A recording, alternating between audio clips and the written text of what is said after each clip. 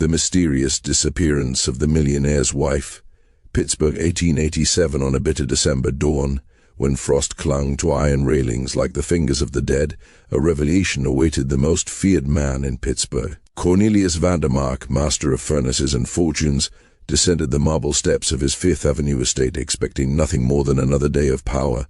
Instead, he found silence arranged with deliberate cruelty. In the center of the grand foyer, resting upon an ornate Persian rug, lay his wife's emerald gown. It was folded with impossible care, the silk still holding warmth, as though a body had only just slipped free of it. Evangeline Vandemark herself had vanished into the air, leaving behind no footprint, no breath, no explanation. The mansion was sealed tight against the winter. Bolts were drawn, windows were latched.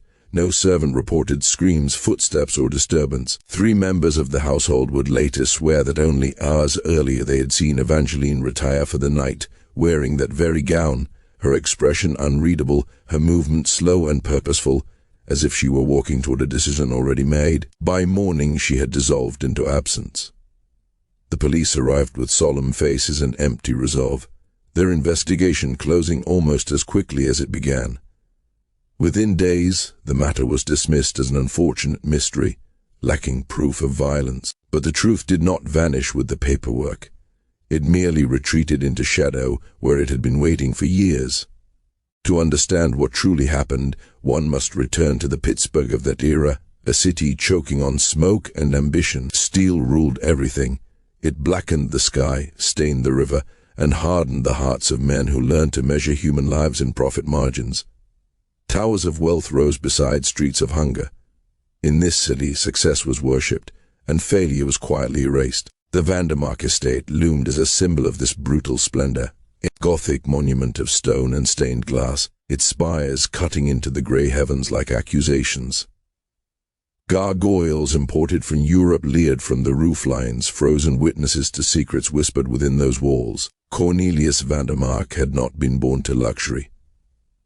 He had clawed his way up from the furnace floors, his early genius fueled by hunger and rage. His innovations reshaped steelmaking, but his methods reshaped morality itself. Rivals who stood in his path often met strange ends. Accidents plagued those who opposed him. Fires erupted where contracts were disputed. Engineers vanished on their way home. In an age without restraint, Cornelius learned that fear was the most efficient tool of all. The scars on his hands were proof not of labor, but of survival in a world that devoured the weak. Yet Evangeline Hartwell had entered his life like an unanswered question. Young, radiant, and born to refinement, she carried Boston's elegance into Pittsburgh's grime. Society adored her. Newspapers chronicled her gowns, her charity work, her luminous presence at grand balls beneath chandeliers blazing like artificial suns. But beneath her polished smile lived a quieter fire. Her father, a financier who once challenged the unchecked power of industrial barons, had died under circumstances labeled accidental. A fall, a misstep, a convenient ending. Evangeline never believed the official story, and when she married Cornelius, she did so not blinded by love alone, but driven by something colder and far more dangerous. The years that followed were a masquerade. Evangeline learned the rhythms of the mansion, the habits of its staff, the locked doors that hid ledgers and correspondence. She listened. She remembered. At night, when the city groaned under the weight of its machines, she read documents that revealed names, payments, threats concealed in polite language. The empire she had married into was built not only on steel but on silenced voices. Cornelius sensed a distance growing between them, an emptiness that no luxury could fill. He mistook it for melancholy. He never imagined it was resolve. By the winter of her disappearance, something had shifted. Evangeline's laughter had faded. Her eyes lingered too long on certain rooms, certain outbuildings on the estate grounds. The ice house in particular seemed to draw her gaze, its thick walls preserving more than frozen water. Servants whispered of late-night movements, of lights flickering where no one should be, but whispers meant nothing in a house trained to forget. That final night, Evangeline prepared herself carefully. The emerald gown was not chosen for beauty alone, but for memory. It had been a gift from Cornelius, worn at a gala celebrating one of his greatest triumphs. To leave it behind was a message, silent and cutting. What followed did not involve force nor panic. It was deliberate, precise, a final act in a long unseen struggle. By morning, Cornelius Vandemark stood alone before the remnants of a life he believed he controlled. The house felt altered, as though something essential had been removed. In the days that followed, he searched relentlessly, privately, obsessively. He questioned servants. He bribed officials. He threatened men who knew too much and too little at the same time. But Evangeline had stepped beyond his reach. Whether she escaped, perished, or transformed into something else entirely became irrelevant. What mattered was that she had won. Years later, as Vandemark's empire began to fracture under scandals and unexplained disasters, some claimed to see a woman watching from the edges of society, veiled and silent, her eyes reflecting furnace fire. Others believed her fate lay frozen beneath stone walls, guarding secrets powerful enough to destroy a titan. The truth remains buried, entwined with Pittsburgh's smoke and blood-soaked wealth, and so the mansion still stands, its shadows long and restless. The emerald gown exists only in rumor, but the absence it represents continues to echo. Because in a city where men believed themselves untouchable, one woman proved that justice does not always announce itself with noise. Sometimes it simply disappears, leaving behind silence so heavy it can never be escaped. She carried herself with the effortless grace of old New England wealth, the kind of cultivated elegance that could not be purchased, only inherited and perfected over generations. Evangeline Hartwell was fluent in the languages of Europe, her tongue shaping French and German as smoothly as silk sliding over skin. Her fingers moved across piano keys with haunting precision, filling grand rooms with music that lingered long after the final note faded. She had been educated among society's chosen daughters, trained not merely to be admired, but to observe, to remember, to think. And beneath that flawless surface lived a mind far sharper than her husband ever suspected, guided by a conscience that would one day place her directly in the path of a monster she shared a name with. Cornelius Vandemark had never married for love. The union was strategy as cold and calculated as any hostile takeover. By binding himself to the Hartwell lineage, he wrapped his steel empire in the respectability of Boston's financial elite. Bankers who once hesitated now welcomed him. Vaults opened, credit flowed, mills multiplied, fortunes swelled. Evangeline, meanwhile, entered the marriage believing she stood beside a visionary, a man whose brilliance could lift laborers from misery. She did not yet understand that, to him, flesh and blood were no different from coal or iron, commodities to be consumed and discarded when no longer useful.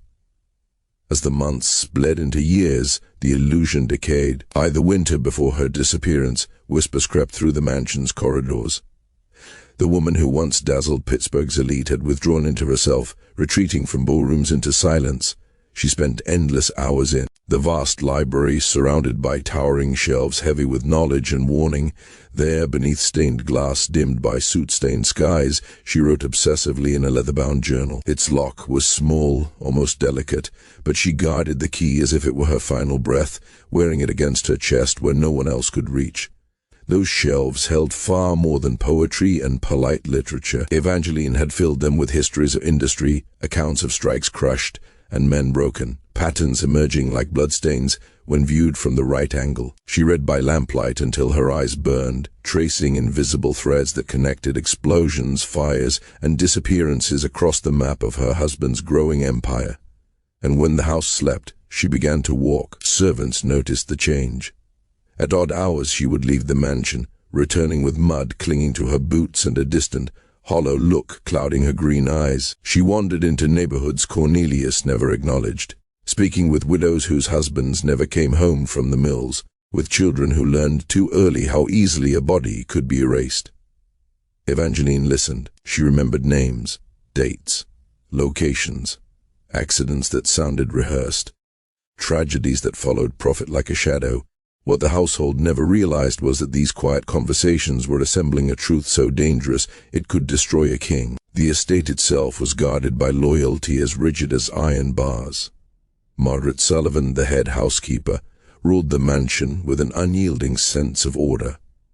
She had crossed an ocean fleeing famine and loss, and she recognized injustice when she saw it. Her eyes missed nothing. She noticed Evangeline's sleepless nights, the tremor in her hands, the way her voice lowered when Cornelius entered a room. Margaret sensed a storm gathering, though she could not yet name it. Outside, Thomas Brennan tended the grounds with obsessive care. He knew every inch of the property, every frozen path and hidden structure. Lately, he had begun to notice disturbances that made his stomach tighten. Footprints where no one should walk. Doors that seemed opened, then carefully closed again. Places near the outbuildings where the earth appeared recently disturbed, as if secrets themselves had been buried and smoothed over in the dark. Inside the house, Charles Henley moved silently through corridors thick with tension. Trained to see and never react, he overheard fragments of conversations that chilled him. Cornelius's voice, low and sharp. Evangeline's replies measured, unafraid. Something was shifting. Neutrality, Henley realized, was becoming impossible. Even Dr. Franklin Westbrook sensed the fracture spreading beneath polished appearances. During his visits, he observed changes that medicine alone could not explain. Weight loss, darkened circles beneath Evangeline's eyes, a pulse that raced even at rest. His private notes spoke carefully, cloaked in professional language, but fear bled through the ink. Whatever plagued his patient was not merely emotional. It was the toll of knowledge carried too long, too quietly. The Vandemark household functioned like a machine, each servant bound to routine with mechanical precision. Nothing moved without being noticed. No door opened unseen. No shadow crossed the halls without purpose. This rigid order was meant to ensure control. Instead, it magnified the horror of what would come. When Evangeline vanished, it felt less like escape and more like an impossibility, as though she had slipped between seconds, dissolving into the air itself. Outside those walls, Pittsburgh lay frozen beneath smoke and snow. The city seemed to wait, holding its breath as if it sensed a reckoning approaching. Something had been set in motion that winter, something darker than ambition and stronger than fear. Evangeline Vandemark had uncovered truths meant to remain buried, and in doing so, she stepped beyond the reach of a man who believed himself untouchable. What happened next would never be fully spoken aloud, but the silence she left behind was not empty. It was heavy, watchful, and it would haunt every corridor, every furnace, every fortune built on suffering. Because some disappearances are not endings, they are warnings. The forces that had driven Pittsburgh's meteoric rise now hung over the city like a gathering storm, ready to demand another sacrifice. Across the nation, unrest simmered. News of violent clashes between laborers and industry magnates spread like contagion, carried by newspapers and whispered conversations. The shock waves of recent riots echoed through steel towns, and Pittsburgh felt the tremor deep in its foundations. Workers were beginning to organize, to speak openly of dignity and safety. And such talk terrified the men who ruled from smoke-filled offices. In shadowed rooms, rumors circulated of a clandestine brotherhood of industrial titans bound not by law or conscience, but by a shared vow to protect their dominance at any cost. Those who threatened the balance were said to vanish, erased as efficiently as faulty machinery. It was into this charged and dangerous atmosphere that the final evening in the Vandemark mansion unfolded. On the surface, everything followed its familiar rhythm, the rigid order that governed every hour of life within those walls.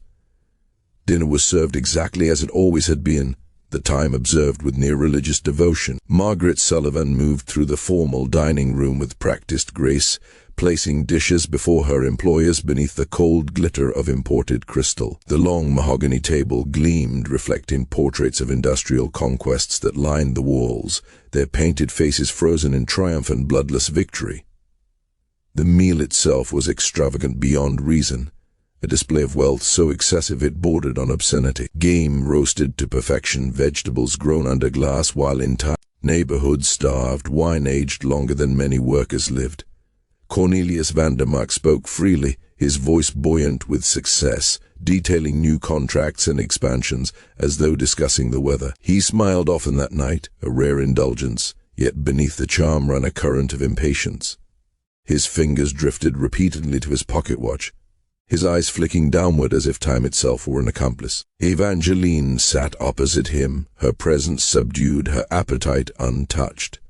She answered his words with soft acknowledgments, her gaze wandering again and again toward the tall windows where snow blurred the darkness beyond. Margaret sensed something profoundly wrong. It was not illness, nor sorrow alone. It was the look of someone standing at the edge of an unseen precipice. Later, when questioned, Margaret would say that her mistress appeared to be memorizing the room, committing every shadow and reflection to memory, as if preparing to abandon it forever. When the meal ended and the hour grew late, Margaret assisted Evangeline upstairs. What followed would burn itself into her memory with cruel clarity. Instead of retiring in modest nightwear, Evangeline requested an evening gown of emerald silk, a garment meant for admiration, not solitude. The fabric shimmered beneath the gaslight, beads catching and scattering illumination, until she seemed surrounded by a faint, ghostly aura. Margaret complimented the gown, and for the first time in weeks, Evangeline smiled. Not the polite curve she wore in public, but something deeper, quieter, relief, perhaps, or resolve. Then came the embrace. Evangeline held Margaret tightly longer than propriety allowed, whispering words of gratitude with a tremor that betrayed their weight. In that moment, Margaret felt both honored and afraid, though she could not yet say why. Looking back, she would understand it for what it was. A farewell. Evangeline's expression carried a strange duality, a lightness as though a burden had been lifted, and beneath it, a sorrow so deep it felt final. As Margaret helped her prepare, another detail emerged, one that would later torment her. Around Evangeline's neck hung a small silver locket, unfamiliar and oddly plain compared to her usual adornments.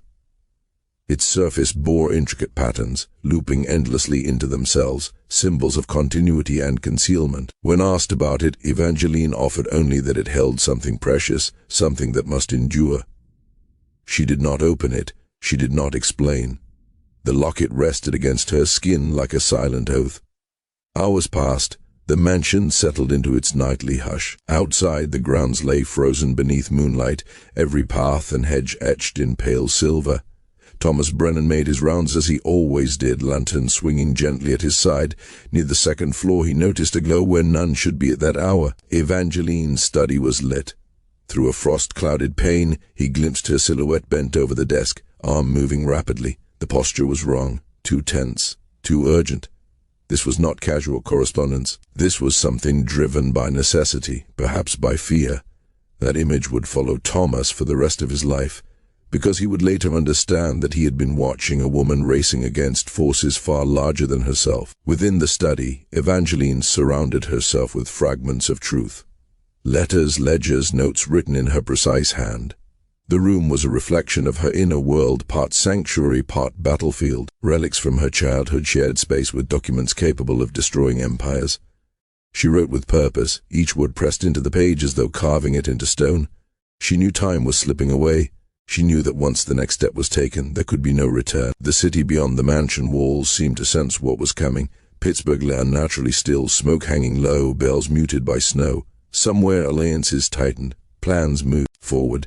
And within that quiet study, Evangeline Vandemark prepared to commit an act that would unmake everything she had been and expose everything her husband was. The pen did not pause, the ink did not falter, because this was not merely a letter or a confession, it was a reckoning. And when the lamp finally dimmed, when the shadows swallowed the room, something irreversible had been set into motion. What followed would never be fully understood, only felt, lingering in the air like a breath that never quite fades. She wrote knowing there would be no second chance. Every word pressed into the page carried the weight of finality, her hand steady despite the terror coiling beneath her resolve. This was not a diary entry meant for comfort or reflection, it was evidence. A complete accounting of crimes buried beneath contracts and silence. Evangeline documented the truth of her husband's empire. The quiet executions disguised as accidents, the rival industrialists erased through fires that burned too cleanly, explosions that arrived too conveniently, men who vanished after questioning the wrong ledger. She named names. She traced money. She followed blood trails masked as progress.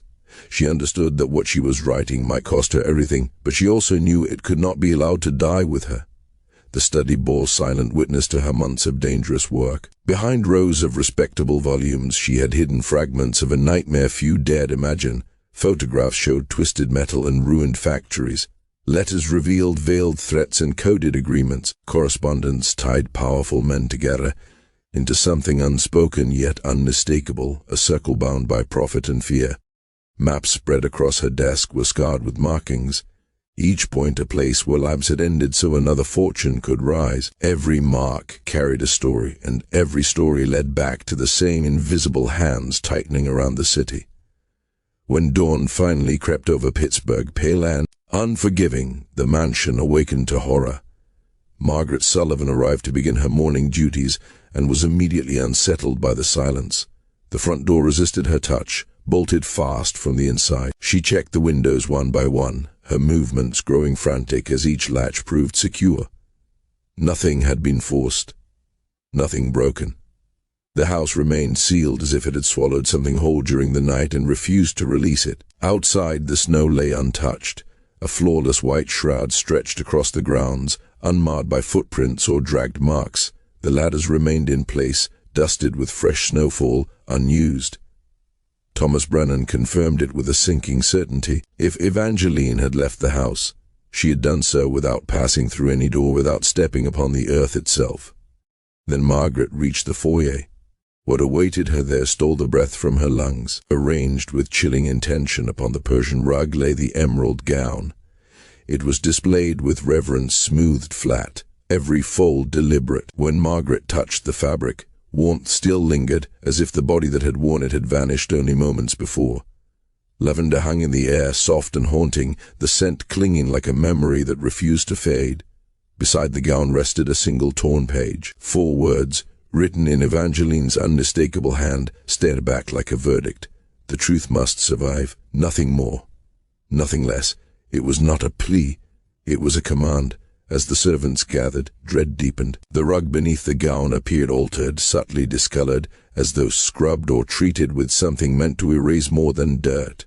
A strange odor lingered beneath the perfume, sharp and clinical, a scent Thomas recognized from hospital wards, used to still bodies and silence pain. It did not belong in a grand foyer. It did not belong anywhere near a woman who had simply gone to bed. Evangeline's jewelry told its own story. Her wedding ring lay, discarded on the cold marble, its gemstones catching the light without meaning. But the silver locket was gone. The one object she had guarded. The one she had called precious. Whoever orchestrated this scene had ignored wealth and taken only what mattered. When Cornelius Vandemark was summoned, his reaction unnerved everyone present. He did not cry out. He did not demand immediate action. He stood motionless, staring at the gown as if confronting a prophecy fulfilled. Fear crossed his face, not shock. Recognition, not confusion. Margaret would later say it was the look of a man who had known this moment was coming and had failed to stop it. His commands came quickly, too quickly. Charles Henley was sent to retrieve Arthur Peaton, the private secretary entrusted with the darkest corners of Cornelius's dealings. Margaret was ordered to gather Evangeline's papers at once, her journals and correspondence removed from the study under the guise of searching for clues, yet the urgency felt wrong. This was not a husband desperate for answers. It was a man racing to control a narrative before it escaped him.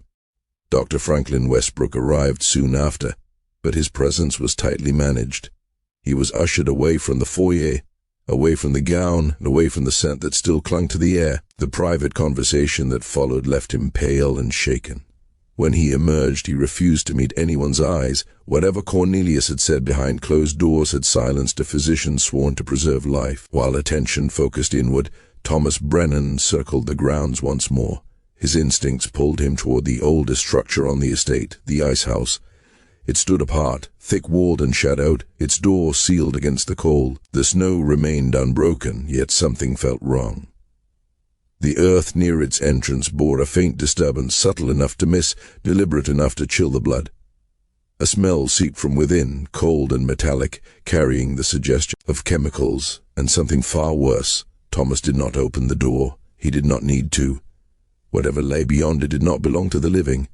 Inside the mansion, the silence grew heavier by the minute. Evangeline Vandemark was gone, but her presence lingered everywhere, in the warmth of silk, in ink still drying on paper, in a locket that had vanished with its secrets intact. This was not an escape born of fear. It was a calculated defiance, a final move against forces that believed themselves untouchable. And as the city outside continued its relentless march of smoke and steel, something fundamental shifted. A truth had been set loose. Whether Evangeline had fled, been taken, or crossed a boundary no one else could see no longer mattered. What mattered was that the machine had faltered. Because some crimes can be buried, some voices can be silenced. But once the truth is written, it has a way of surviving. The ice house loomed in silence, its presence heavy with implication, as though it had been waiting for attention all along. When Detective Samuel Crawford finally returned days later with the authority he had been denied, the ground around the structure told a story that no document could erase. Beneath a fragile dusting of newly fallen snow lay darkened stains pressed deep into the earth, irregular and unmistakable. They were not the marks of rust or rot. They bore the unmistakable suggestion of blood, absorbed into frozen soil that refused to forget. Thomas Brennan noticed them first. His breath caught as he leaned closer, instinct screaming that something was terribly wrong. Before he could take another step, a voice cut through the cold. Cornelius Vandemark himself stood at a distance, his tone sharp, commanding Thomas to step away at once. The ice house, he insisted, were unsafe. Cracks, structural weaknesses, a danger to anyone foolish enough to enter. No staff were permitted near it. The words sounded rehearsed, delivered too smoothly as though he had been waiting for the moment they would be needed. The official search for Evangeline Vandemark moved swiftly, unnaturally so. Within days, the investigation was declared exhausted. Files were closed, leads were dismissed. Explanations, thin and unsatisfying, were stamped into permanence. For a woman of such prominence, the brevity of the inquiry felt obscene. Detective Crawford knew it. Everyone who cared to look honestly knew it. Crawford had served the city for decades, long enough to recognize when justice was being strangled quietly. He was not a man prone to imagination or melodrama. His strength lay in patience, in following details others ignored until they revealed their secrets. But this case resisted him in ways he had never experienced. Doors closed when he approached. Witnesses fell silent after speaking once. Requests vanished into bureaucratic fog. Someone somewhere was tightening the boundaries of his reach, yet fragments of truth slipped through. In whispered conversations away from prying ears, the servants revealed details that would never appear in any official record. Margaret Sullivan spoke of visitors arriving under cover of darkness, men who moved like they belonged anywhere they chose to stand. They came well-dressed, cloaked in wealth and authority, entering through the service entrance, as if avoiding recognition were a habit rather than a necessity. They always went upstairs. Always to Evangeline's study. By morning they were gone, leaving behind an atmosphere of dread that clung to the house like damp. Margaret described how her mistress changed after each visit. The tension in her shoulders, the restless pacing, the way she began locking doors that had never required locks before. The fear was not vague, it was precise, directed, as though Evangeline had seen something she could not unsee. The men themselves haunted Margaret's memory. Their clothes were impeccable, their speech refined. But their eyes betrayed them, cold, measuring, always scanning the room, cataloging exits, judging risks. These were men accustomed to deciding who mattered and who could be erased without consequence.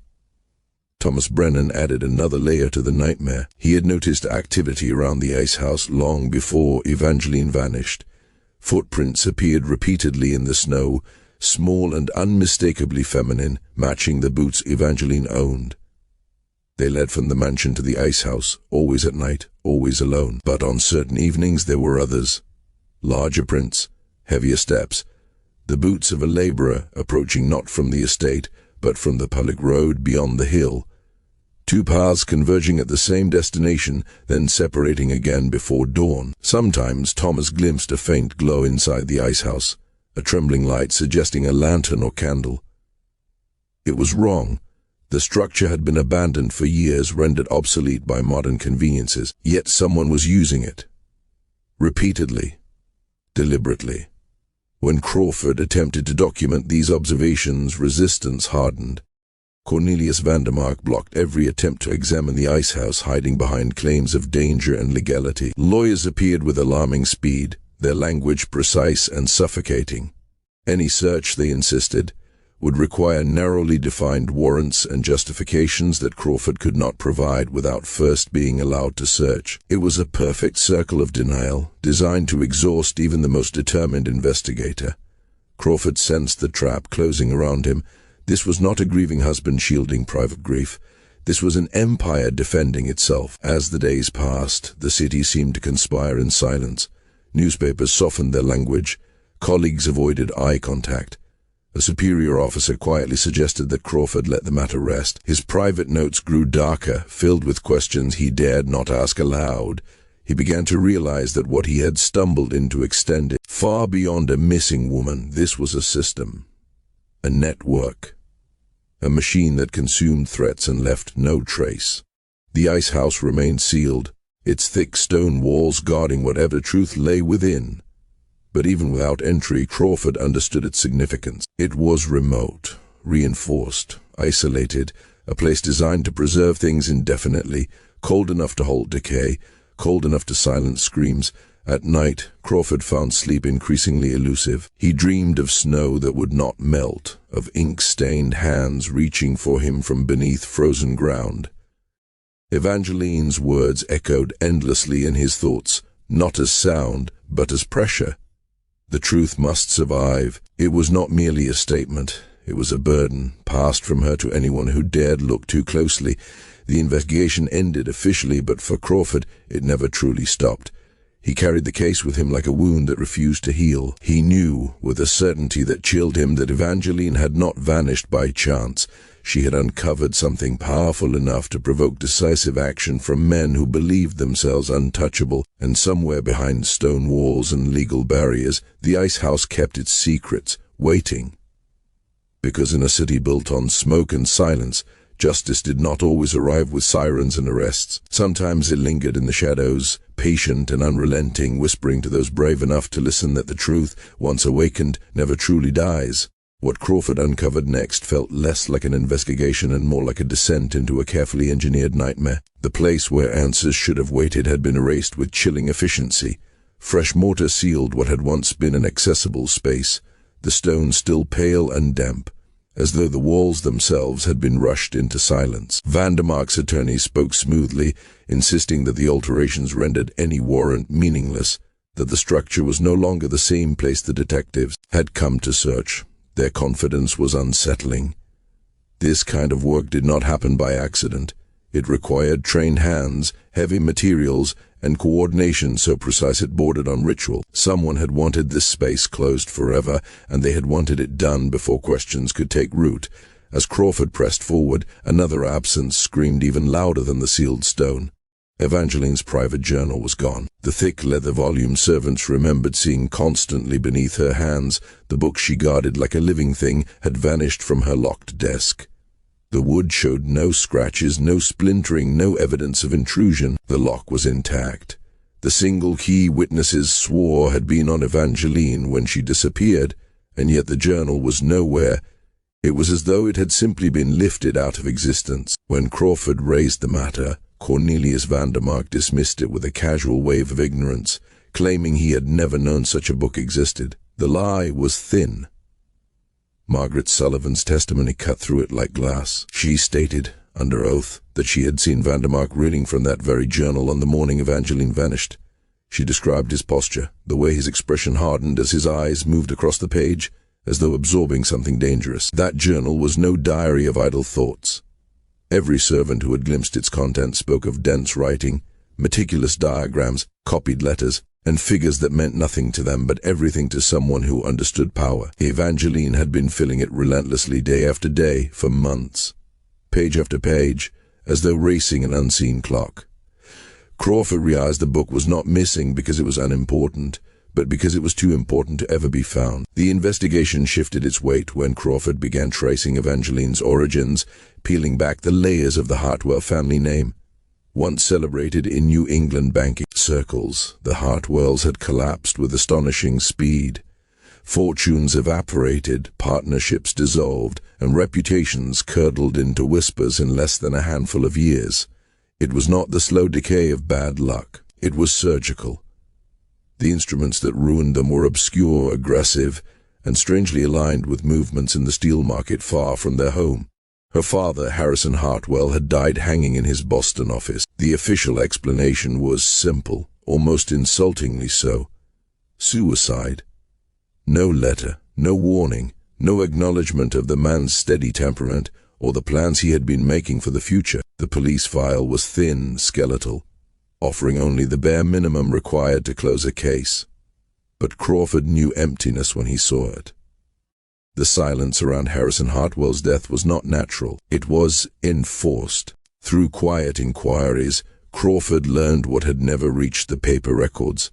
Harrison had been digging into irregularities tied to steel investments, patterns that suggested foreknowledge of catastrophic events, accidents that made stock values plummet, disasters that conveniently preceded acquisitions. The implication was horrifying. Loss of life had been calculated into profit margins, and those calculations pointed west toward Pittsburgh. Then there was Edmund Hartwell, the younger brother who supposedly fled east to west, chasing opportunity after his father's death.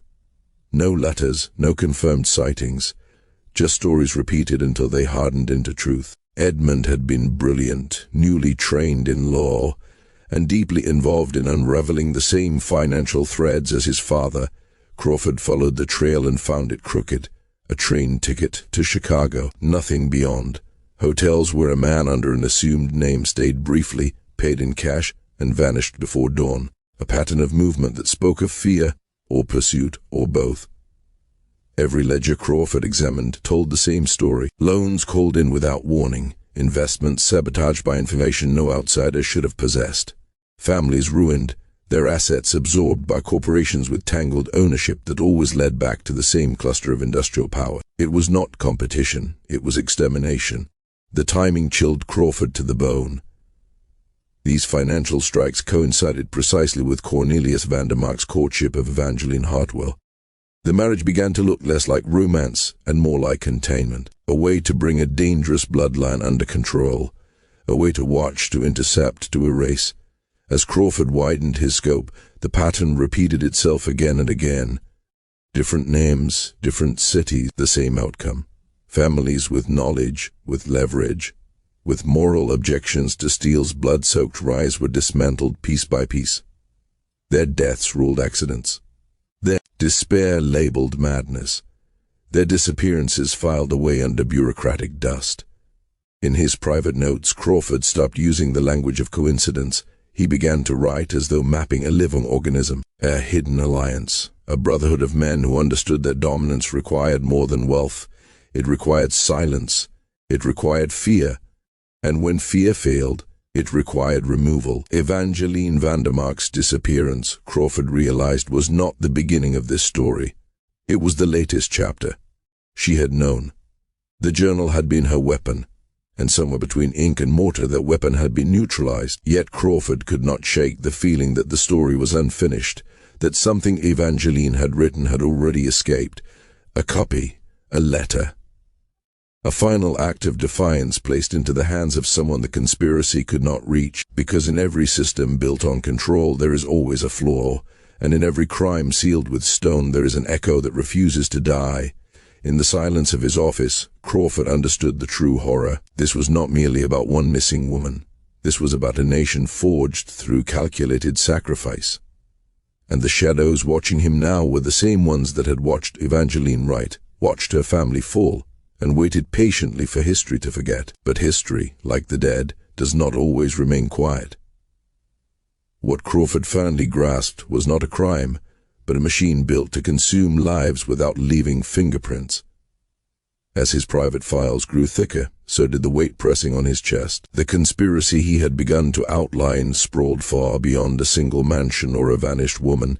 It reached into furnaces, courtrooms, union halls, and graves. In his notes, he stopped using formal names. He gave it a title that felt almost too small for its appetite, a quiet label for something vast and predatory. The Pittsburgh Circle. According to the fragments he assembled in secret, this hidden fraternity had erased dozens of people over the past decade, rivals who refused to sell, journalists who asked the wrong questions, labor organizers who dared to speak of safety and dignity, even relatives, bound by blood, whose knowledge threatened exposure. Their ends were designed to look ordinary: a fall into machinery, a fire blamed on negligence, a body discovered alone, the official verdict neat and merciless: suicide, accident, disappearance. The city accepted these words easily. Cities built on smoke always do. Then, months after Evangeline slipped into silence, Pittsburgh itself seemed to convulse. An explosion tore through the Consolidated Steel Works, a facility tied to Henry Rutherford, one of Vandemark's most formidable competitors. The blast shattered walls, twisted iron like wax, and killed workers who should never have been there at that hour. The night was bitter, the sky black, and yet key engineers had been summoned back inside, called away from their homes for urgent alterations no one could later explain. Authorities blamed a boiler. They always blamed something mechanical. But those who lived near the mill whispered of something else. They spoke of a sound that did not roll like an accident, but struck like a deliberate blow. Investigators who dared to look closer noticed damage blooming outward from several points at once, as if the building had been wounded repeatedly in a single breath. Safety systems that should have slowed disaster had been quietly disabled beforehand. The details were buried quickly. Paperwork vanished. Witnesses were discouraged from remembering. One man did remember. Patrick O'Connell had spent years walking the steel works at night, lantern in hand, listening to the building breathe. He knew its rhythms, its groans, its harmless complaints. On the night everything burned, he sensed something wrong long before the blast. Afterward, while helping clear debris, he found something hidden beneath fallen stone. A leather satchel, scorched but intact, as though the fire itself had been instructed to spare it. Inside were papers that did not belong to chance. Drawings of mills, measurements of load-bearing beams, notes about shift rotations and blind spots in security, timings precise enough to feel intimate.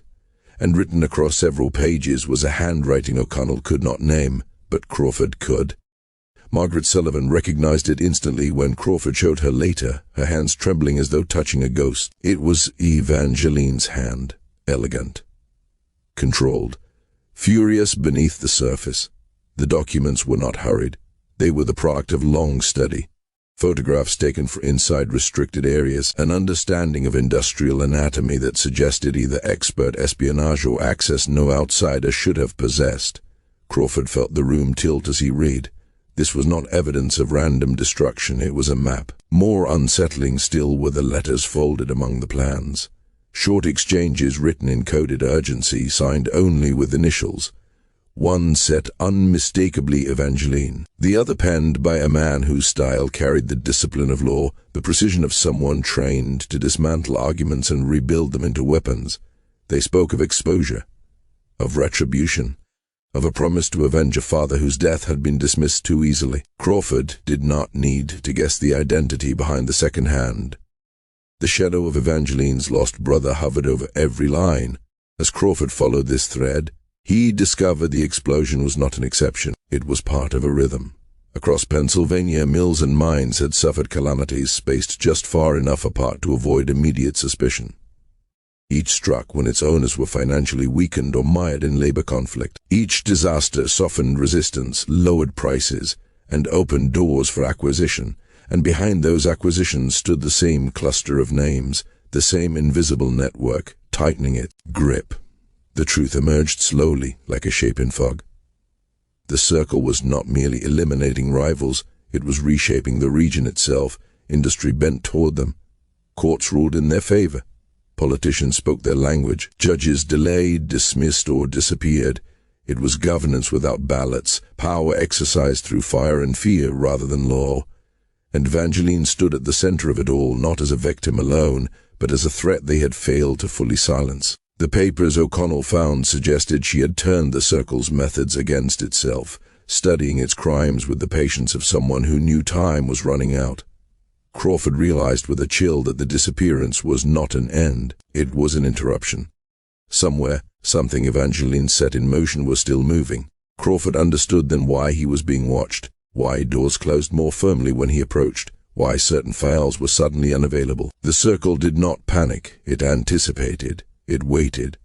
And yet, for all its reach, it had missed one thing. It had underestimated the persistence of the dead. Because stories like this do not stay buried, they seep, they whisper, they find listeners in the dark. And as Crawford sat alone, surrounded by shadows that felt increasingly aware, he knew the city itself had become haunted. Not by spirits, but by truths too terrible to remain hidden forever. In Pittsburgh, the furnaces still burned. The smoke still rose. But beneath it all, something had cracked. And once cracked, no amount of steel could ever fully seal it again. The deeper Crawford dug, the more the city revealed its rot. His quiet inquiry spread outward, brushing against editors, clerks, and men who suddenly forgot conversations they had willingly begun. What emerged was a portrait of an organization that had not formed overnight, but had grown patiently, like a cancer fed by profit and silence. For more than a decade, perhaps longer, the Pittsburgh Circle had evolved from a loose understanding between powerful steel magnates into a disciplined empire of shadow. It had begun simply enough. A handful of producers realized that competition was inefficient, that cooperation could be weaponized. Small rivals vanished through financial pressure, hostile takeovers, or disasters blamed on bad luck. As the years passed, others were drawn in. Coal barons who supplied the furnaces, railroad men who controlled movement and delay, bankers who could erase losses with a signature, lawyers who transformed murder into paperwork, politicians who smiled publicly while closing doors privately. Each addition strengthened the circle, tightening a web that wrapped itself around the region. What made them truly dangerous was not only violence, but intelligence. They understood the machinery of belief. Newspapers bent reality with headlines softened by euphemism. Explosions became incidents. Deaths became regrettable outcomes. Investigations stalled, redirected, or concluded before they began. Editors who resisted were replaced. Those who asked too many questions found themselves disgraced or afraid. The Circle did not merely control industry, it controlled the story.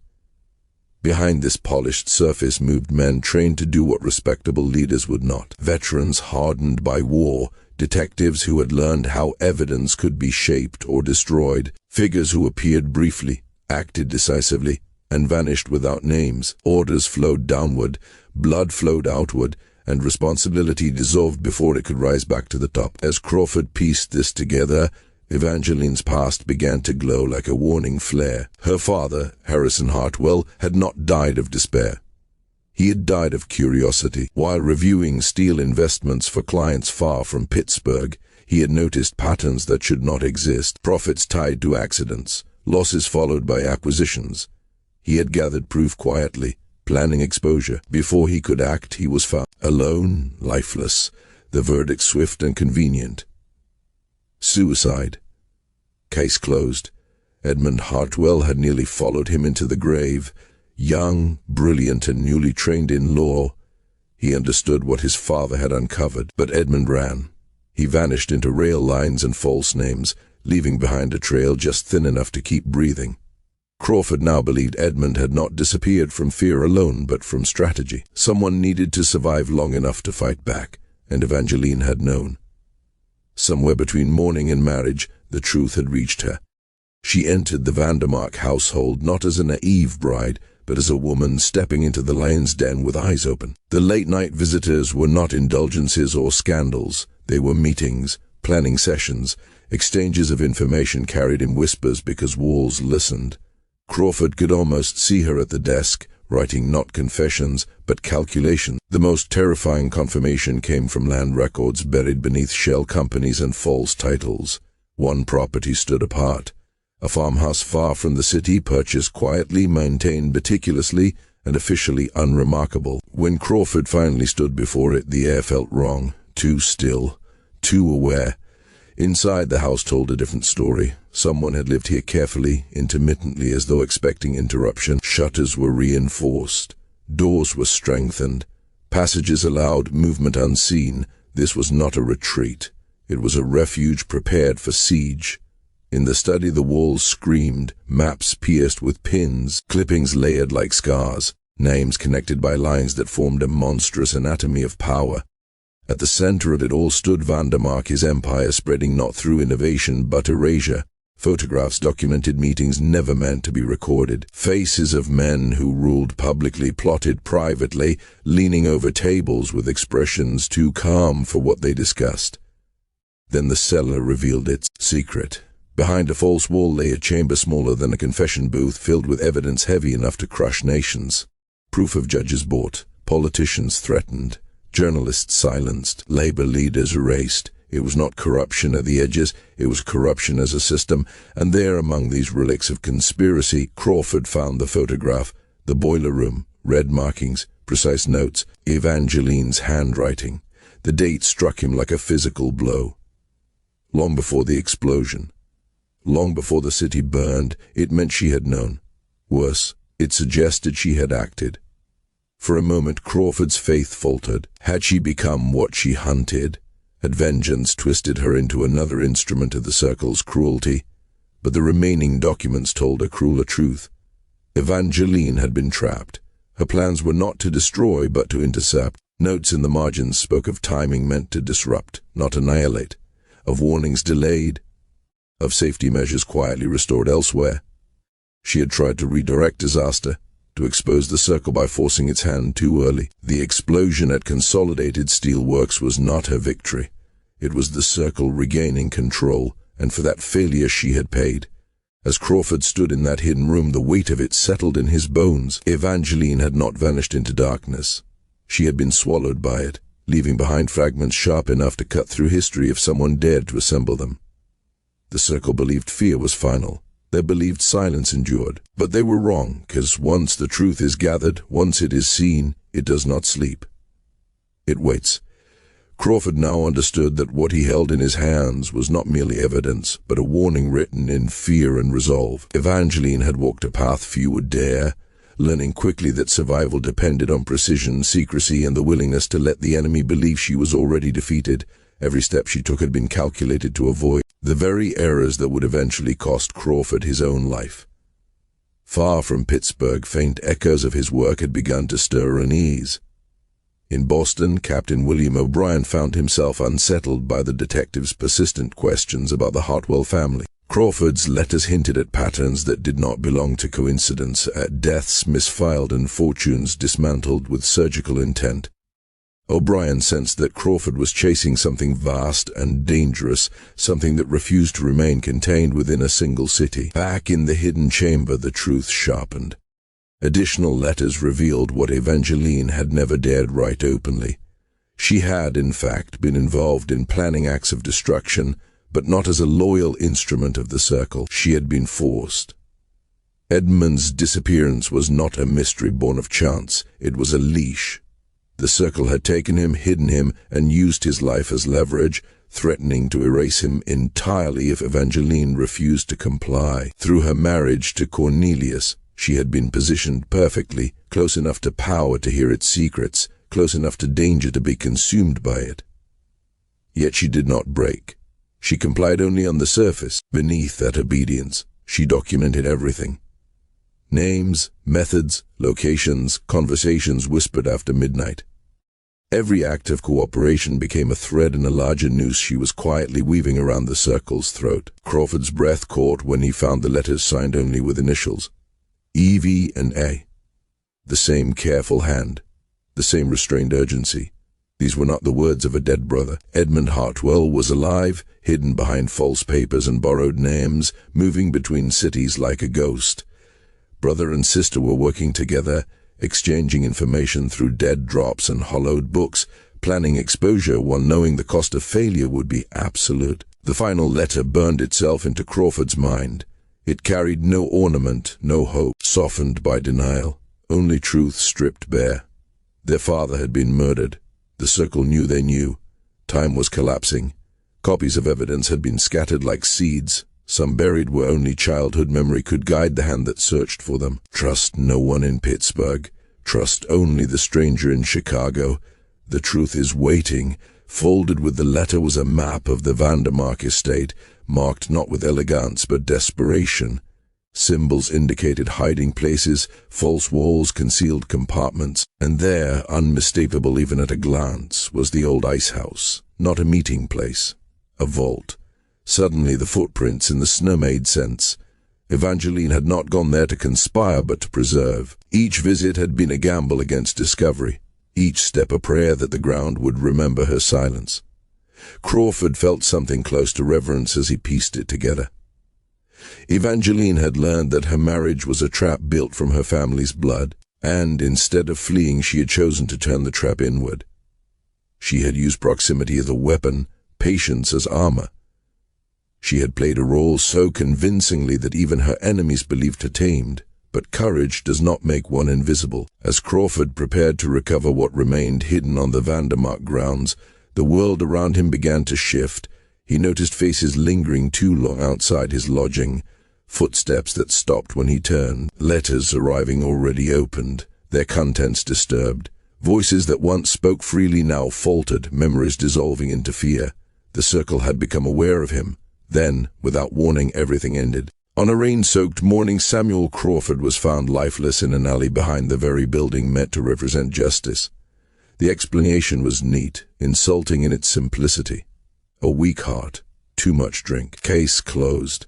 But those who knew him understood the lie immediately. Crawford had been careful, methodical, alive. Even more telling was what vanished with him, every file, every note, every scrap of his investigation erased in a single night. It was as though he had never asked a question at all. His death marked more than the end of an inquiry. It was a declaration, a message carved into flesh and silence. The circle would kill anyone, even those sworn to uphold the law, if it meant preserving the dominion. Fear settled over Pittsburgh like soot. Workers lowered their voices. Accidents claimed the outspoken. Editors found courage evaporating between drafts. Politicians reshaped their convictions to fit safer narratives. Stability became the excuse for submission. And yet, beneath that manufactured calm, something stirred. Crawford had not worked alone. His letters had traveled. His questions had crossed state lines. Quietly, cautiously, others began tracing the same patterns, comparing notes that should never have aligned but did.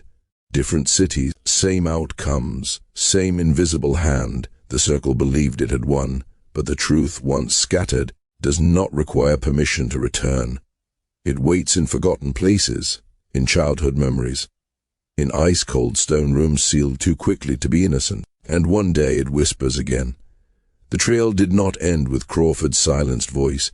It spread outward, slipping through cities like smoke through cracks until it reached Boston, where Captain William O'Brien could no longer ignore the unease that had followed him for years. Harrison Hartwell's death had always felt wrong. A respected banker found hanging in his own office, no farewell note, no history of despair, yet the case had been folded shut with indecent speed. O'Brien had watched it happen, had felt the quiet pressure to accept the explanation offered, but the doubts never left him. When Crawford's inquiries began crossing his desk, those doubts sharpened into certainty. O'Brien reopened the old files and found what time and intention had buried. The office where Hartwell died bore the marks of violence. Chairs overturned, a desk shoved aside, papers scattered as if hands had clawed desperately for something that could not be reached. The official report had dismissed this chaos as a final outburst of panic. O'Brien knew better. Desperation leaves a different trace. Then there was the night watchman, a man who claimed to have seen 3 impeccably dressed figures leaving the building in the early hours, faces calm, movements unhurried. His statement existed only in a forgotten margin, never elevated into the record. O'Brien understood then that Hartwell's death had been curated, not investigated.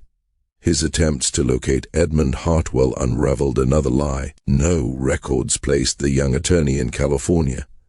No port, no railway, no registry confirmed his supposed arrival. Instead, O'Brien uncovered whispers of a man moving through Midwestern cities under borrowed names, asking dangerous questions about financial manipulation and industrial crimes. A ghost with purpose. At the same time, in Chicago, another thread tightened. Journalist Michael Flanagan had been studying the pattern of catastrophes plaguing steel towns, and Crawford's notes felt like a missing key sliding into place. Flanagan had made a career of pulling rot into the light, but what he was seeing now was not corruption in isolation. It was design. Accidents timed too precisely. markets shifting as if guided by unseen hands, ruin following opportunity with ritual consistency. As Flanagan widened his scope, the pattern repeated across cities. In Cleveland, shipping magnates moved in eerie unison. In Detroit, a new industry bent under the influence of men who never appeared together in public yet shared outcomes with alarming regularity. This was not a single circle, it was a constellation. Then came the message that changed everything. Through codes, intermediaries, and whispered trust, Flanagan was led to a man calling himself something else entirely. In a dim Chicago room, Edmund Hartwell finally stepped out of shadow, alive, gaunt, eyes sharpened by years of vigilance. He spoke like someone who had learned that sleep was a luxury and silence a shield. Edmund told Flanagan about the night his father died, about the knowledge Harrison had gathered, and the men who realized too late that he would not be intimidated. He spoke of flight, of identities shed like skin, of a life dismantled to survive. Yet even in hiding, Edmund had continued the work. He had followed the money, traced the names, listened where others were told not to.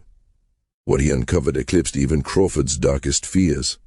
The Pittsburgh Circle was merely one limb of something far larger, a network that threaded through boardrooms, courts, legislatures, and editorial offices. Men who did not need to meet to agree. Power brokers who engineered crises to harvest the aftermath. A shadow authority shaping policy through disaster, bending nations with famine, panic, and fear. Edmund described how they had exploited economic collapse, turning suffering into acquisition. How unrest among workers became justification for violence. Soldiers sent not to protect citizens but to defend profits. How laws, tariffs, and treaties were nudged into existence by hands never meant to be seen. And then he spoke of Evangeline. Her fate had not been disappearance, it had been erasure. When she threatened to bring federal eyes upon the circle, the decision was made swiftly. Cornelius did not act alone. He did not need to. The murder was framed as silence, arranged with the same cold efficiency used to close factories and lives alike. But Evangeline had anticipated this ending. Before she was taken, she scattered truth like shrapnel, documents hidden in places only memory could unlock, images captured when no one thought she was watching, names recorded, meetings traced. She had turned the circle's greatest weapon against them. Exposure. Edmund revealed that she had identified others like herself, survivors who knew too much and lived too quietly. People who might speak if protection could be promised. Even more unsettling were the recordings. Voices preserved on fragile cylinders, conspirators speaking freely, never imagining their words could outlive them. Flanagan understood then why Crawford had died, why fear clung to every corridor of power. This truth was not meant to surface. It threatened the architecture of control itself, and yet it had, because the circle believed death ended stories. They were wrong. The truth had learned to move without faces, to wait without breath. It lived in ledgers and memories and hidden rooms and whispered names. It passed from hand to trembling hand, patient, relentless. And somewhere, in a city still choking on smoke, it was already finding its next voice. The meeting between Edmund Hartwell and Michael Flanagan took place in a desolate warehouse on Chicago's South Side, a place chosen for its labyrinthine corridors, its multiple exits, its shadows thick enough to swallow a man whole. Edmund had spent months learning to move unseen, to anticipate surveillance, to trust no shadow. He had become a master of caution, yet even the most meticulous preparation could not erase the danger of confronting an enemy as merciless as the Pittsburgh Circle. Inside the warehouse, the air was thick with dust and the faint scent of coal smoke from the city beyond. Edmund's hands trembled slightly as he recounted the plan he and his sister had devised, a strategy so audacious it seemed to defy both logic and mortality. They had intended to strike at the very heart of the Circle's power by releasing their evidence simultaneously to law enforcement, to newspapers, to politicians, spanning cities from Pittsburgh to Chicago, from Boston to Detroit. They understood that the Circle's strength lay in secrecy, in their control over information, in their ability to erase threats before the world could see them. Only a coordinated, instant strike could pierce that darkness, but their timing had been betrayed. Cornelius Vandemark, cunning and merciless, had learned of Evangeline's actions. And on the night of December 12, 1887, the confrontation she had feared became inevitable. What followed was not negotiation or discussion, it was execution. Her murder was swift, precise, and terrifyingly intimate. Most of the painstaking evidence she had gathered was destroyed, scattered in ashes or hidden in ways only she knew. Edmund's voice quivered as he described the final message his sister sent, a coded telegram that reached him mere hours before her life was extinguished.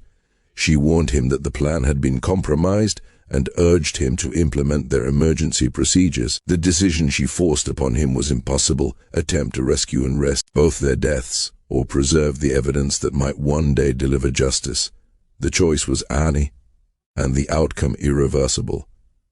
Their conversation was abruptly interrupted by the echo of footsteps in the corridor outside, followed by the unmistakable click of revolvers being cocked. The careful precautions Edmund had relied upon proved insufficient. The circle's reach extended even here, hundreds of miles from Pittsburgh. Instinct and training took over. Edmund thrust a small leather portfolio into Flanagan's hands, whispering urgently that it contained maps, locations of hidden evidence caches, and the identities of other witnesses who might survive to testify.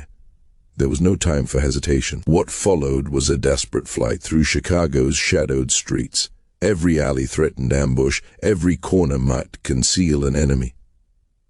The two men relied on luck, local knowledge, and the fleeting aid of sympathetic workers who had their own reasons to defy the circle. Even as they escaped immediate capture, the realization settled like lead in their chests: there would be no return to normal life. They were now marked, hunted by a network with resources, patience, and cruelty that could extinguish them in a heartbeat. The implications were staggering. The circle's tendrils stretched far beyond Pennsylvania, reaching into distant cities, controlling newspapers, judges, politicians, bankers, and industrial magnates. Their surveillance was meticulous, their intelligence sophisticated, their appetite for silencing threats limitless. Edmund understood that his months of careful hiding had been a fragile veneer of safety, and that his sister's death marked only the beginning of a new phase, one where no trace of truth could be left unmonitored.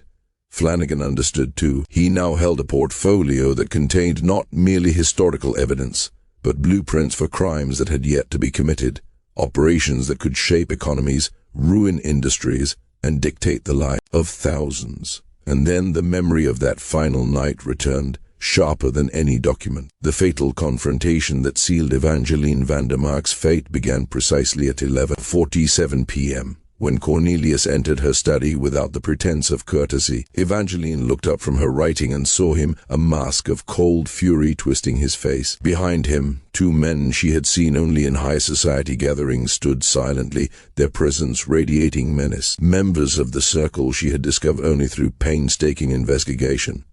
"Did you think I wouldn't find out?" Cornelius' voice was quiet, measured, terrifying in its calm. In his hand were the instruments of her exposure, photographs, stolen documents, correspondence with Edmund. Every piece of evidence she had taken such care to hide now rested in his palm. She had been clever, but not clever enough. Evangeline had known this moment could come. She had prepared for it, knowing her work had been scattered across hidden caches, knowing her brother would continue the mission if she fell. She had walked into the jaws of the circle with her eyes open, understanding that her courage might demand the ultimate price. And she had chosen to act anyway, documenting everything, leaving behind fragments of truth sharp enough to cut through the circle's carefully constructed veil of impunity. The story does not end with her death. The truth she amassed did not die with her. It lived in hidden rooms, in coded messages, in the hands of those brave enough or foolish enough to carry it forward. Crawford had died, Flanagan had survived, Edmund had endured. Each became a vessel for the evidence Evangeline had risked her life to preserve. Because the circle believed that erasure ended stories, they were wrong. Truth has a way of moving unseen, of waiting in silence, of slipping from one hand to the next. It waits in leather portfolios, in darkened warehouses, in the quiet corners of cities that think themselves safe. It moves like a shadow that does not forget, does not forgive, and does not rest. And somewhere in the smoke-choked streets of Pittsburgh, in the hidden recesses of Chicago, in offices and warehouses that no one watches, that truth is already stirring again, seeking its next voice, waiting for the world to listen. The knowledge of what had truly happened to Evangeline Vandemark existed for decades only in whispers, shadows, and hidden corners of memory. To know it was one thing, to face it was another entirely. Her fate remained sealed behind walls, behind the silence of a mansion that had witnessed unspeakable crimes, hidden from law enforcement, hidden from history itself. It would take more than 30 years for the truth to resurface, not through investigation or public pressure, but through the ordinary act of renovation, when hands unwittingly tore into a secret that had long been imprisoned in darkness. The years between 1888 and 1921 were heavy with silence. The Pittsburgh Circle moved in deeper shadows, their power cemented by the elimination of any who might oppose them. Cornelius Vandemark rose in wealth and influence, his name gracing boards of banks and railroads across the Northeast. To the world, he was the embodiment of industrial triumph, the self-made magnate whose genius had built an empire. Yet those who glimpsed the man behind the masks whispered of something colder, a growing paranoia, new locks on doors, secret compartments, eyes always watching. He never remarried, claiming the loss of Evangeline had broken his heart, a cruel deception performed for society while he carried the memory of her murder quietly in his conscience. It was in 1921, during renovations of the old Vandemark mansion sold after Cornelius's death and later used for gatherings of Pittsburgh's industrial elite, that the first cracks in their secrecy were revealed. Workers noticed an oddity in the library's dimensions, walls that seemed off, spaces that didn't add up. Behind the oak paneling, they stumbled upon a hidden chamber, untouched for decades. Inside was a shrine to truth and terror, an archive so complete it was almost impossible to believe. The room measured roughly 8 by 12 feet, lined with shelves that sagged under the weight of documents, photographs, and correspondence. A small desk sat near a concealed ventilation duct that had preserved the air for over 30 years, keeping fragile papers legible and photographs intact. A rotating section of the bookshelf served as the hidden entrance, a silent testament to Evangeline's foresight. Every artifact within spoke of a mind working under unimaginable pressure, documenting with obsessive care the crimes of one man and the organization he served. Evangeline's archive detailed the full breadth of the Pittsburgh Circle's machination. There were documents revealing the deaths of competitors, labor organizers, and journalists, framed as accidents, as tragedies, as inevitable consequences of industrial progress. Financial ledgers outlined a chilling precision, insiders profiting from knowledge of disasters yet to occur. Trades executed moments before catastrophes that destroyed entire companies. These profits funded operatives, bribed officials, and kept the Circle's machinery of terror in motion. Photographs, some taken covertly during elegant gatherings at the Vandemark mansion, showed men and women of influence plotting in quiet rooms. Industrialists, politicians, law enforcement officers, all captured mid-conspiracy, whispering plans of sabotage and murder. There was no ambiguity in these images. They were not staged or misconstrued. They were evidence of deliberate, systematic corruption and violence. And then there was her journal.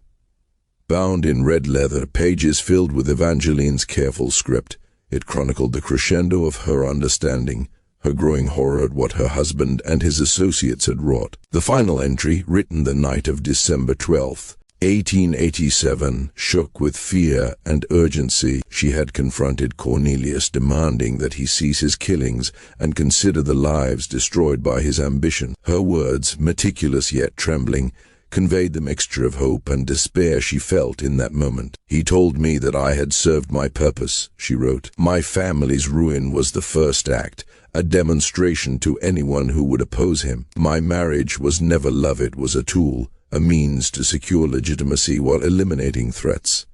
And now I am a liability." Her choice, if it could even be called that, was as cruel as it was final, vanished quietly under a new identity, accepting the destruction of her father, the suffering of her family, and the obliteration of her life's work or die. Her courage had been absolute. She had hidden evidence in caches across the city, encoded messages and photographs, and compiled records that could have convicted the Circle decades earlier. She had acted with the knowledge that survival might be impossible, that her death could come at any moment, but also with the hope that even in death, The truth she had preserved would emerge. When the chamber was discovered in 1921, the documents revealed horrors that the public could scarcely imagine. The circle's reach, once thought confined to Pittsburgh, extended into banking, politics, newspapers, railroads. They had shaped economies through terror, manipulated markets with calculate disasters, and silenced anyone who threatened their domain. And through it all, Evangeline had acted as a single, brilliant observer, woman who had seen the machinery of evil in motion and dared to record it. Her meticulous notes, photographs, and ledgers were not just evidence, they were a narrative of courage, a testament to a life spent fighting shadows with nothing but ink, paper, and the will to document the truth. In those hidden pages, the full story of Pittsburgh's industrial elite was laid bare, their greed, their murders, their secret reign of terror finally exposed to the light. Because some truths cannot remain buried, no matter how deep the walls or thick the years. And in the dust of a long-forgotten mansion, the whispers of Evangeline Vandemark finally spoke again, a voice of justice echoing across decades, demanding to be heard. Even in silence, the past waits. Even in shadows, the truth moves.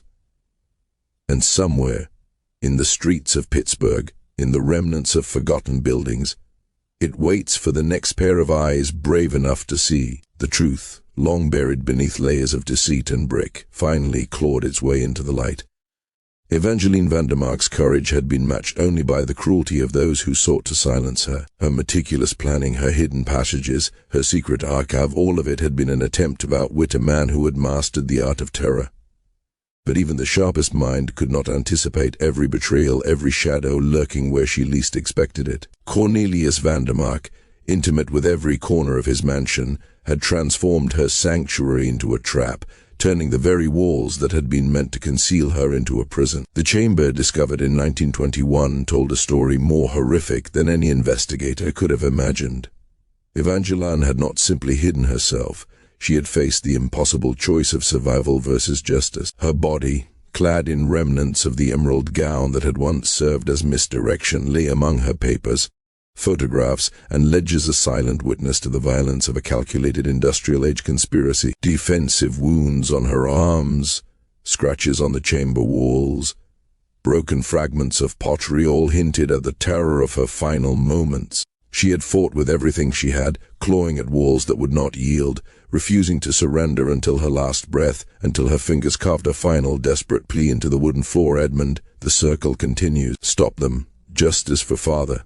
Evie, 1887. The locket found with her remains, a delicate token from her father Harrison Hartwell, bound her mission of vengeance with the memory of love lost and the betrayal of innocence.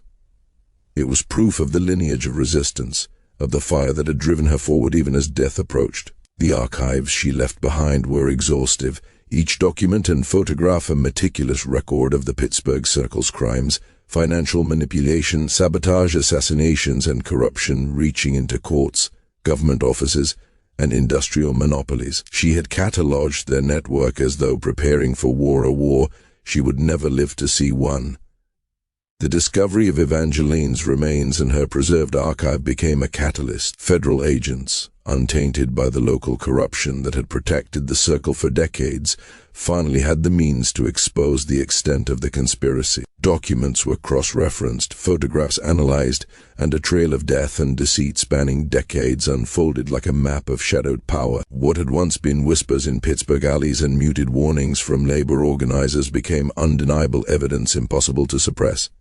The Pittsburgh Circle, the architects of industrial terror, could no longer hide behind the facades of respectability or wealth. Evangeline's story revealed a pattern of violence that was methodical and unrelenting. She had documented how entire industries were manipulated through fear, how competition was destroyed not with market strategies but with fire, explosions, and carefully engineered accidents. The Circle had turned capitalism itself into a weapon, weaponized knowledge, and leveraged family loyalty against those who dared question their authority. Her work, smuggled into secret chambers, protected her findings from immediate destruction, but her death ensured that the revelation of these crimes would come only decades later, a grim echo across time. Her final hours were a meditation on courage under the shadow of inevitability. Trapped within the walls she had thought could shelter her, she faced the full weight of her knowledge, the knowledge that the men she had once called family, friends, and allies were monsters cloaked in the guise of industrial patriots. Yet, she did not relinquish her mission. Every scrawled note, every hidden ledger, every photograph meticulously stored in that hidden room was an act of defiance. A message from the grave that evil, no matter how carefully engineered, could not escape the witness of conscience. When federal investigators finally opened her chamber, the room itself seemed to breathe with the ghost of her determination. The walls, lined with documents and photographs, were more than evidence. They were a narrative of courage, meticulous and tragic. They told of a woman who had understood far earlier than those around her the lengths to which men would go to protect power, and yet had dared to confront it. The skeletal remains in the far corner were not just proof of murder. They were a reminder that justice often demands a price paid in life and suffering. Evangeline's legacy, long obscured by the passage of decades, was finally recognized as the spark that ignited the unraveling of the Pittsburgh Circle's grip on Pennsylvania's industrial empire. The evidence she left behind revealed the breadth of corruption, the scale of violence, and the depth of deceit that had governed the region for more than 40 years. It demonstrated that even in an era dominated by men who wielded power like weapons, a single determined individual could record truth, preserve it, and, in time, bring it to light. And so, the story of Evangeline Vandemark became a testament to persistence, to courage under unimaginable pressure, and to the enduring power of truth. Her life was consumed by shadows, her death a cruel and calculated act, yet her voice, through the documents she hid and the final message etched in desperation, survived. In the hidden corners of Pittsburgh, in the forgotten recesses of history, the echoes of her struggle remain, waiting to remind those who listen that even in darkness, even against overwhelming power, truth does not vanish. It moves silently, patiently, like smoke slipping through cracks in stone walls, like whispers behind closed doors, like the final, trembling hand that writes one last plea for justice. Evangeline Vandemark's story proves that no conspiracy is eternal, no shadow absolute, and no act of courage ever truly dies. In the archives she left behind, the skeletal remains she endured, and the words scratched into the floor of her prison, her determination speaks. Still, the circle may endure, but justice, however delayed, will find a way to the light. And somewhere, in the smoke-choked streets of Pittsburgh, in the quiet corners of abandoned mansions, in the archives of federal agents who finally dared to see, her message whispers on. It waits for the next pair of eyes brave enough to uncover it, the next hands willing to carry it forward, the next voice that will speak the truth without fear.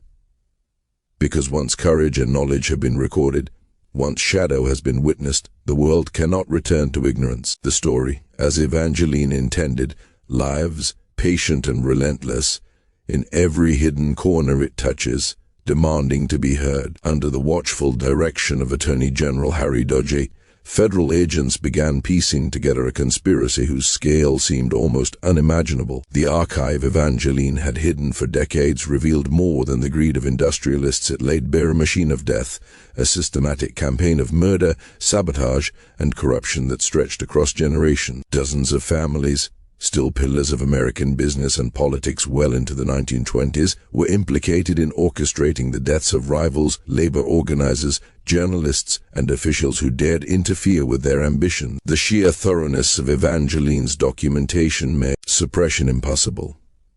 Even the most powerful men could not erase the truth that had been patiently recorded in hidden chambers, etched into ledgers, photographs, and handwritten letters waiting for the right eyes to discover them. The federal investigation revealed a staggering death toll, at least 93 lives extinguished over 3 decades. Each death told a story of manipulation and cruelty. Explosions at steelworks, mysterious fires, staged industrial accidents, sudden illnesses, and carefully disguised assassinations had become the currency of power. The reach of the Pittsburgh Circle was not confined to Pennsylvania.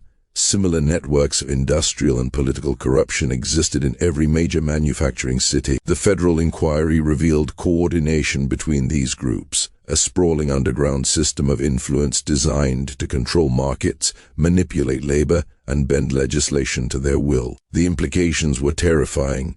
The very framework of American industry, law, and politics had been quietly shaped by violence and secrecy. Edmund Hartwell, now living as Edward Harrison in Los Angeles, provided a first-hand account that corroborated every detail found in his sister's archive. He described a life lived in constant fear, always fleeing, always hiding, yet devoted to the mission he and Evangeline had begun together. They had worked in the shadows, coordinating with a small number of reformist journalists and honest officials, only to watch one ally after another vanish under mysterious circumstances or succumb to accidents meant to silence them. Evangeline had knowingly walked into her trap, her courage tempered by the knowledge that her evidence must survive, even if she did not. Her sacrifice was not in vain. Through Edmund's testimony, federal agents identified additional victims and uncovered evidence scattered across Pennsylvania and neighboring states. He explained that his survival required abandoning his career, changing identities, and living in exile while continuing to compile knowledge of the Circle's operations. It was a life of relentless vigilance, where every familiar face could be a threat and every city might harbor unseen eyes. His guidance was crucial in interpreting Evangeline's archive, allowing investigators to trace connections, locate hidden documents, and understand the horrifying depth of the Circle's crimes. The investigation also revisited Detective Samuel Crawford's death. Once dismissed as a heart attack, his demise was revealed to have been murder poison to mimic natural causes, leaving no obvious trace of foul play. Crawford's destroyed case files and silenced witnesses had delayed the truth for decades, but notes secretly preserved by his widow provided invaluable insight into the Circle's methods. The detective had been perilously close to exposing the conspiracy before his life was taken. A reminder that courage often comes at a cost measured in blood. Perhaps the most chilling revelations were the Circle's connections to the highest levels of government. Senators, congressmen, and federal judges were implicated as either willing participants or silent beneficiaries of bribes. The scandal that followed in the 1920s became the largest federal corruption investigation of the era, forcing resignations and removals, and demonstrating that even the institutions designed to protect justice could be corrupted by greed and fear. The Vandemark mansion itself, where so much evil had been orchestrated, was demolished in 1923. Officially, it was a structural necessity, but the timing and secrecy suggested an effort to erase physical reminders of decades of crime. Its grounds became a modest park with a memorial to industrial accident victims, but it made no mention of Evangeline Vandemark or the Circle, even in the aftermath of justice. The powerful remained careful architects of their own legacies, masking decades of violence behind philanthropy and legitimate business ventures. Cornelius's empire was quietly dismantled, dispersed among shell companies that obscured any link to the crimes his hand had shaped. Yet the exposure of the Circle changed the course of American industry. Federal safety regulations were enacted, labor unions gained protections long denied, and oversight mechanisms were established to prevent the systematic violence that had once been standard practice. The legacy of Evangeline's courage and of Edmund's survival proved that knowledge, once recorded, cannot be extinguished by fear or time. The revelations of 1921 brought accountability to those who had long believed themselves untouchable, showing that even the most pervasive corruption can be exposed by persistence, foresight, and the bravery of those willing to risk everything for truth. The story of Evangeline Vandemark and the Pittsburgh Circle endures as a testament to the cost of power, the fragility of morality, and the unyielding persistence of justice. Even when years pass and death seems to silence the witnesses, courage leaves traces, documents hidden, messages encoded, lives sacrificed so that the world might someday see the darkness and confront it. Her archive, her hidden chambers, and the skeletal remains discovered in that forgotten room serve as reminders that truth, once preserved, cannot be contained. And so the shadow of the Pittsburgh Circle, once thought unassailable, was finally exposed not just by law or investigation, but by the careful, determined work of a woman who refused to yield to fear. In the smoke-choked streets of Pittsburgh, in the quiet rooms of federal archives, and in the hearts of those who dare to uncover the past, her story lives. It whispers, it haunts, it demands to be remembered, because courage recorded is eternal. Because once a shadow has been witnessed, it cannot simply vanish. The world is compelled to see, to reckon, and finally to remember. In every hidden ledger, every photograph, and every scar left by the circle's violence, Evangeline Vandemark's voice persists, patient, relentless, and unbroken. The Pittsburgh Circle's reign of terror may have ended, but the memory of their crimes, the lessons of their victims, and the courage of those who defied them continue to echo. The story is not simply history, it is a warning, a whisper in the dark, and a call to bear witness. Justice, delayed but inevitable, finds its way even through the deepest shadows, and somewhere in the forgotten corners of America's industrial past, that truth waits, unyielding, for the next eyes willing to see, for the next voice brave enough to speak. The reforms that followed the exposure of the Pittsburgh Circle came too late for the hundreds of workers who had perished in carefully orchestrated accidents.